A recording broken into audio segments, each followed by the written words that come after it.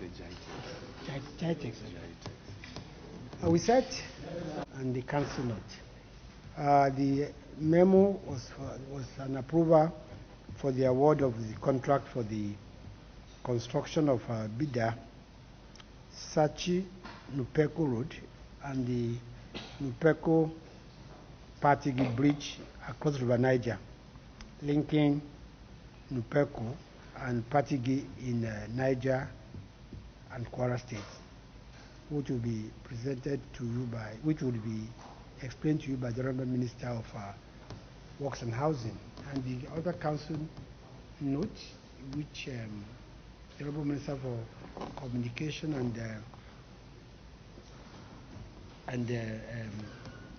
data economy would explain is the council note he presented in respect of the Gitex competition in Dubai, which a Nigerian made us very proud by coming first in the artificial intelligence section of the competition. So I'll please yield the microphone first to the Honorable Minister for Works and Housing. Thank you. Bida-Sachi-Nupeko Road, actually, pardon me. And we've attached a bridge, the Nupeko-Patigi Bridge across the River Niger to link Niger and Kwara States together and also facilitate connectivity from southwest to the north central and the north of Nigeria.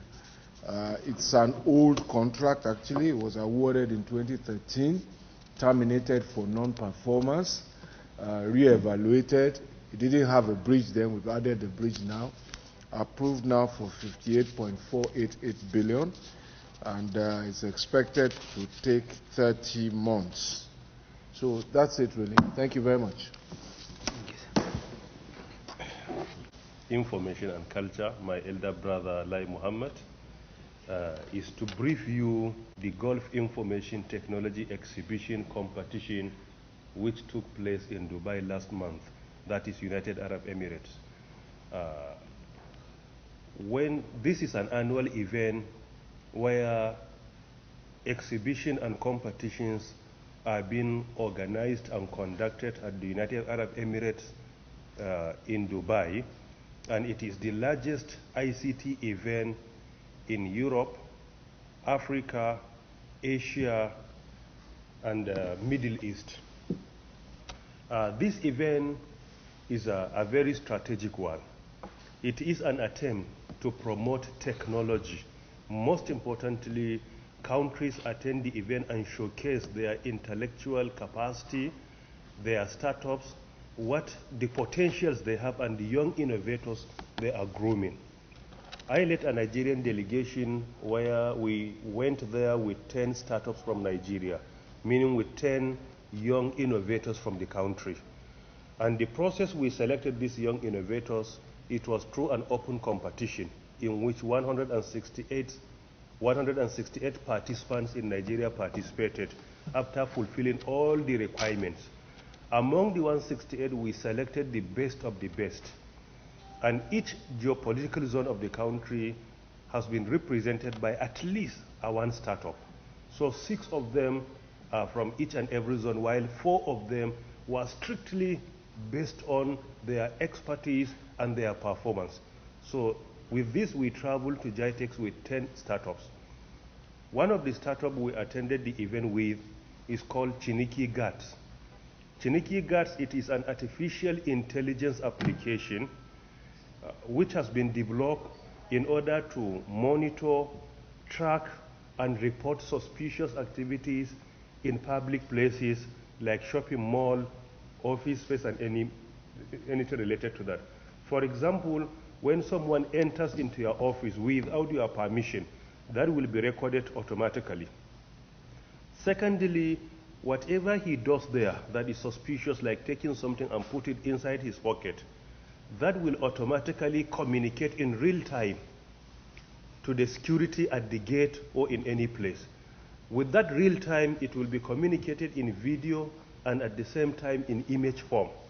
They will be able to follow up or at least to intercept what he has taken away or what he has committed. So this is the artificial intelligence that has been developed by one young man from Katsina State by name Abdul Hakim Bashir. And it emerged the global best in the most celebrated and biggest category, that is artificial intelligence. 750 participants participated in that category from 73 countries. And he happens to be the best among the 750 from 73 countries. We feel this is something that should be celebrated by all Nigerians. And this tells us that we have a capacity of, in the future time, of being not only an ICT consumer, but rather a digital producer and importer globally, if all of us can join hands and support this. And secondly, another participant from Nigeria as well, who came up with another application named as 247 Medics. It is another robotic application that will be able to link up doctors with patients. Sometimes it is difficult to get access to medical facilities or medical attention, particularly if you are in the rural area or at night. It all depends on where you are. So this is an application that if you download it and have it on your smartphone, it will automatically link you up with a doctor based on the feeling or the area of your problem.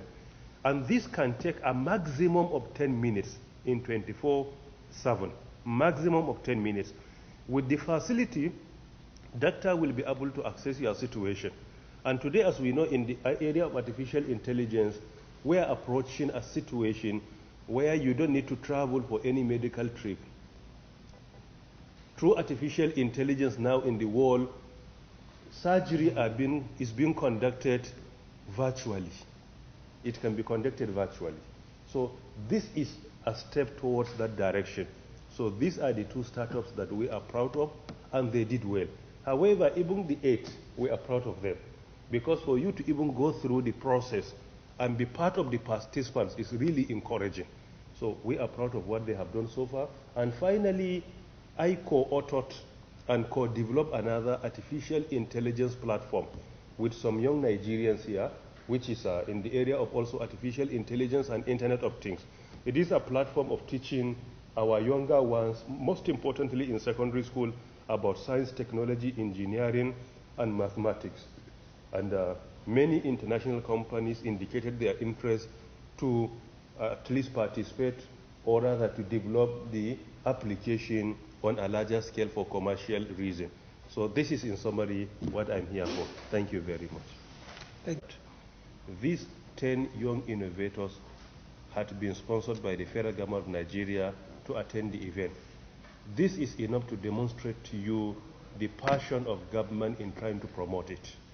Secondly, after attending, we attended the event with our legal team, because any agreement when it comes to investment requires your legal team to be in place so that they will be able to protect the interests of Nigeria and Nigerians. Many multinational companies indicated their interest to invest in the product. What we did at that time, we asked them to have a meeting with our legal team.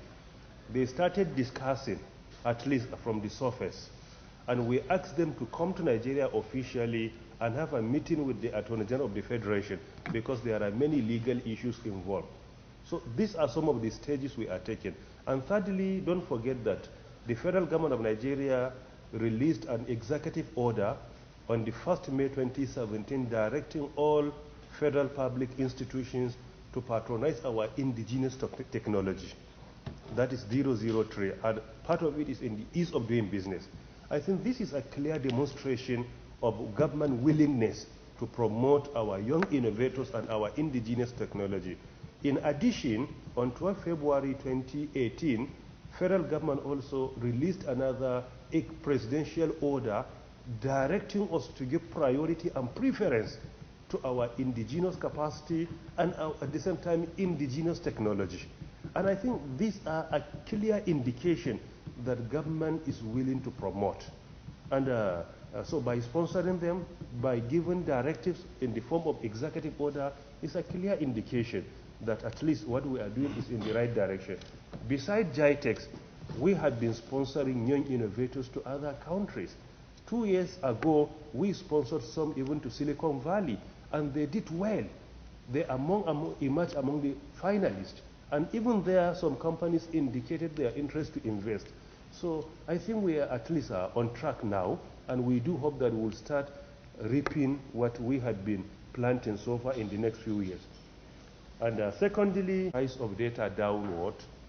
Firstly, this is the first time I heard that they are complaining about that directives. I have not heard of it officially. So if you see anything, it is yet to come to me officially. This directives was given 2 weeks ago, and I repeated it yesterday in the presence of the chairman of NCC and the chief executive officer of the commission as well, and they couldn't say anything. So if you are saying there is any protest from the network mobile operators, I think I'm hearing it for the first time. However, it is normal. The aim of federal government of Nigeria, our priority is always our citizens. The interest of our citizens is our #1 priority. We evaluated the price of data in all African countries.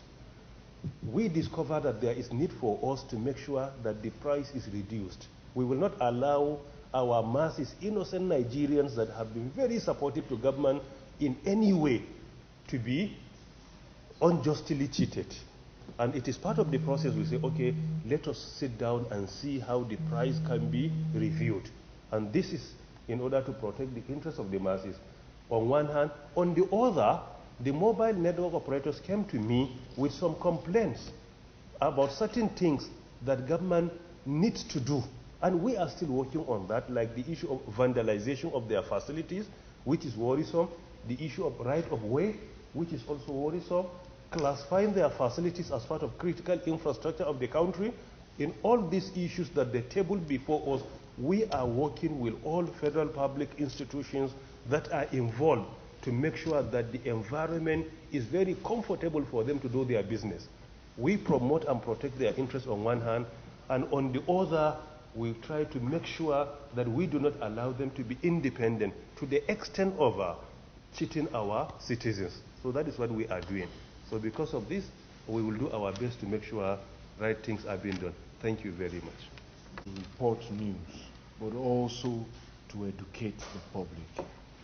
I have invited this call to either convene a one-day meeting where all of the issues concerning roads and housing we can address.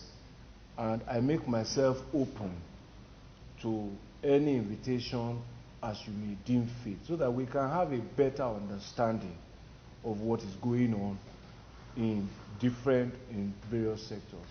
And I say this in the context of when I come here to announce that a particular amount was approved for a contract, that doesn't mean the amount has been paid, contrary to what you suggest.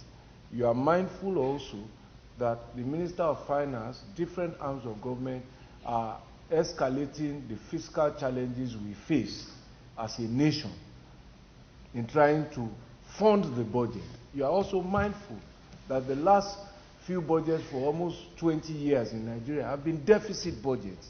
And these are terminologies and realities that I think we should acquaint ourselves with if we are going to not just report news, but also educate the public.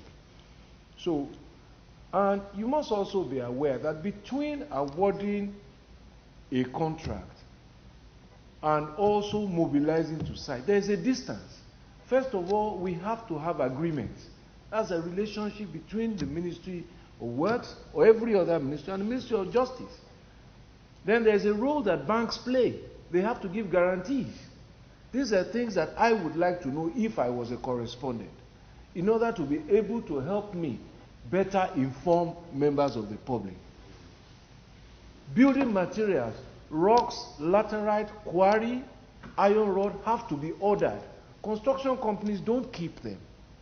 The process of producing blasting rocks requires approval from the Ministry of Mines and even the Office of the NSA to get approvals to get dynamite. All of these are the things that go on. So the point I'm making to you is that there's a distance between approval, implementation, actual construction and the result. Now, the other point I wish to make to you also is that the problems of some of the places like Warri, Benin, Saple Road, the southeast that you talk about, first of all, you must understand that those places don't just stand in isolation. The Niger Delta is the lungs of Nigeria. That's the rainforest. It's a high water table area. These problems are not as pronounced as they are now, in January and February. The reason is that that's the dry season of the year. This is the rainy season, it's weather conditions.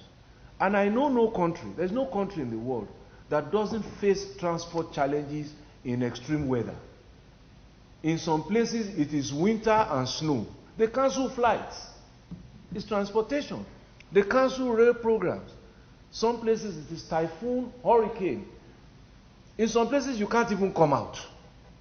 So this is the season we are just getting to the end of rainy season. Flood. It will affect roads. We've seen cities submerged. We've seen infrastructure blown down in other parts of the world. It's one world. It's the same rain. It's the same planet. This is our own time to experience it. It's moving out of Nigeria now and going somewhere else. So what we experience at this year is unusual. It's not a good time to be in the transport system. We also want this season to quickly end so that we can go back to work during the dry weather. And that takes me then to the point about preparation for the end of the year. You know that we have the Ember Month preparation. The team has already started work. We'll be working with law enforcement. We'll be working with FRSC. We'll also be working with our contractors. The plan is that in places where they are not yet constructed, they should make palliatives so that the heavy traffic movement during the end of the year is manageable and will reduce the inconvenience of our commuters to the various minimum. You must understand also that on every road where construction is going on is a construction site. So help us manage the understanding of the public that you can't drive through a construction site at normal speed. Ideal thing is that you close down a construction site, but we can't afford to do that. So you owe us that understanding which you must pass on, that people must expect some inconvenience. We regret it, but we do our best to bring them to the barest minimum. The inconvenience is pronounced also by weather. We don't control weather. And if we don't have rainfall in 1 year, it will affect food as well. So these are the realities of existence, about 3 months in every year, and then we will move on to much better weather. Let me also say that today my colleague in transportation announced some initiatives. Honorable Rotimi Amechi, I won't steal his thunder, except to say that we expect to benefit from those initiatives on some critical routes during the next few weeks that will bring relief to our roads network as those train services come on stream. So I am positive that all of these problems will become history within a short time. But we must all understand what we are dealing with here. And to appeal to you that, yes, we are here to solve problems. Problems is headline news for you. But at least the balance is also to show that not all of the road is bad. Because the focus is on the bad part. But you owe Nigerians whose taxes we use to also show them that some work is going on. Because it's not all of Nigeria's roads that are motorable.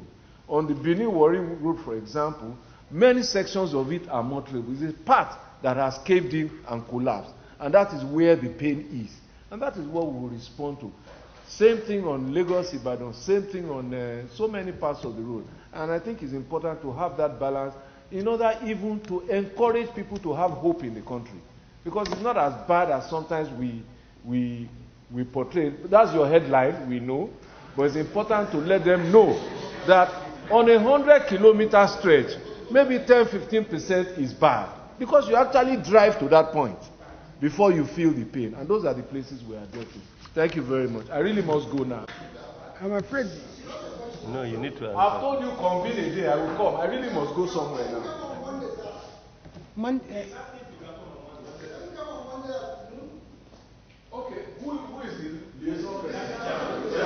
Is it for him?